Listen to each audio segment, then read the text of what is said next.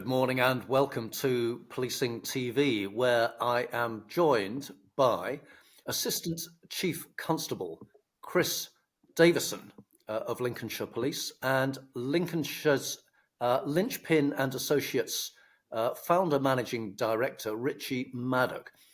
Gentlemen, good morning to you and thank you so much for joining us on Policing TV. We're here to provide an introduction to the work that Richie, you and your team have been doing with Lincolnshire. We'll come on to that in an outline in a moment or two, but let's start, Chris, by you're giving us a bit of context to this. Yeah, morning, Bernard. Around 3 years ago, the Chief Constable, who was Chris Howard, at the time, it gave me two exciting pieces of news. The first one was that he wanted me to go acting as ACC, which was great.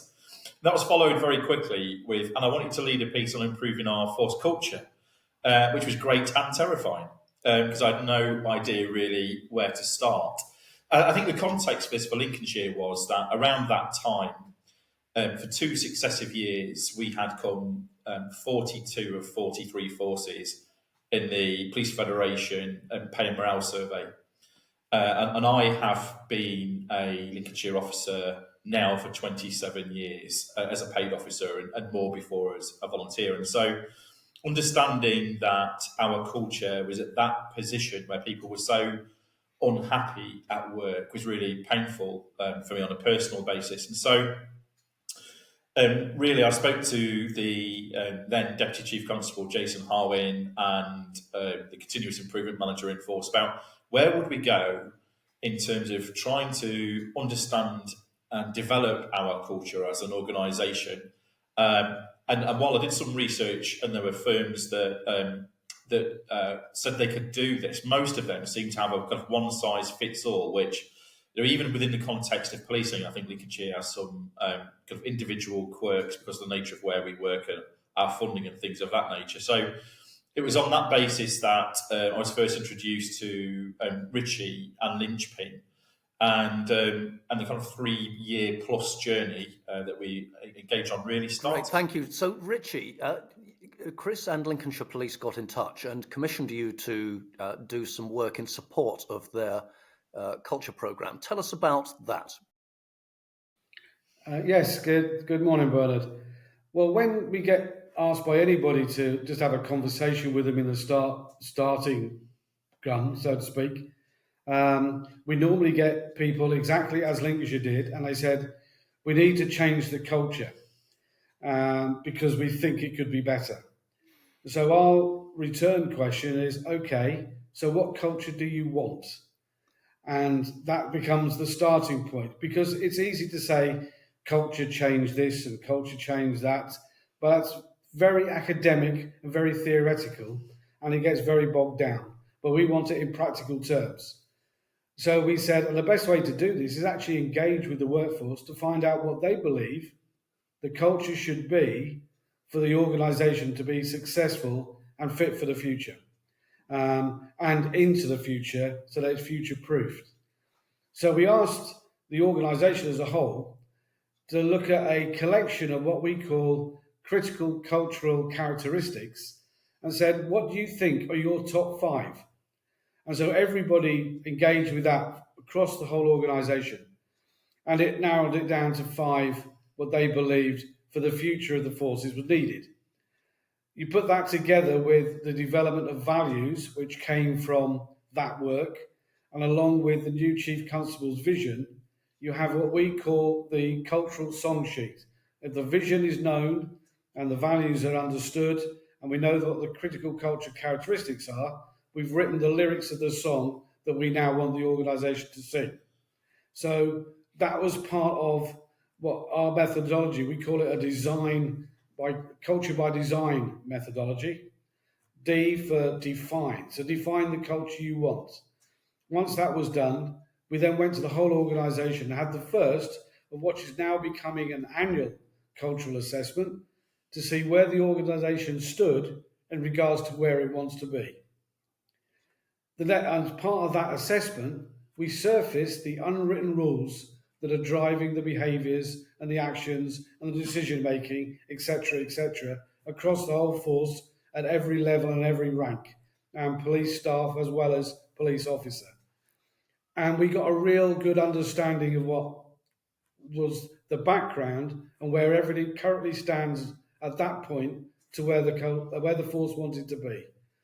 That's when we then go to Chris and say, here's your starting gun, you know where you want to be. And we work with Chris and the force, which Chris then came to put together the strategy for the first 3 years, which we're now coming to the end of. And from that position, there's now a continual movement to improve the culture. Gentlemen, that explains the past, the longer term past and the immediate past. Chris, I'm going to come to you in a moment or two about the present and the future. But I just want to acknowledge at this stage that we're packing a great deal of work into probably no more than 10 minutes on this first recording, and acknowledge that you've kindly agreed, gentlemen, that you individually and potentially colleagues of yours will help Policing TV cover this in more detail over the coming weeks. So we'll be able to unwrap some of the, if not all of the detail that lies behind that. Let me come to you, Chris, now. Tell us about now, and tell us about also the task that you've been given on a national basis. Yes, so the kind of position we're in now is if you use the pay morale survey as one of our benchmarks, way up the rankings in terms of us being an organisation that's trusted by the staff and an organisation that would be recommended as employment by members of our teams. Again, really, really improved. An improvement across all of our measurement. And so I think we're in a far better place than we were, but culture change is a long process, so lots to do.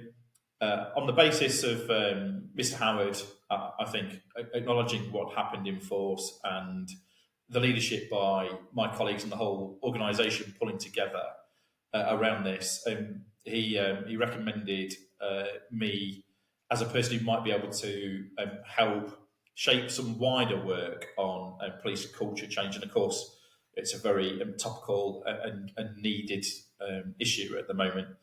So later this month, on the 22nd of February, I'll be running the first of a series of workshops with leaders from across policing in the UK to try and gather the best of what's currently being delivered and the evidence base for culture change, so that the final product will be a set of tools which forces might want to employ, because we've done a lot of learning in Lincolnshire, and I'm sure other colleagues have.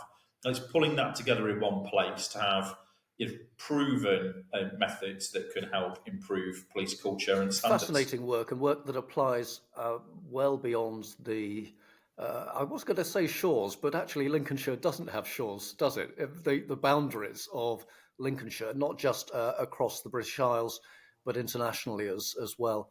For the time being, let me take this opportunity, ACC, Chris Davison and Richie Maddock of Lynchpin, thank you so much for telling us a little, to start with, about the culture change journey that Lincolnshire Police has been on.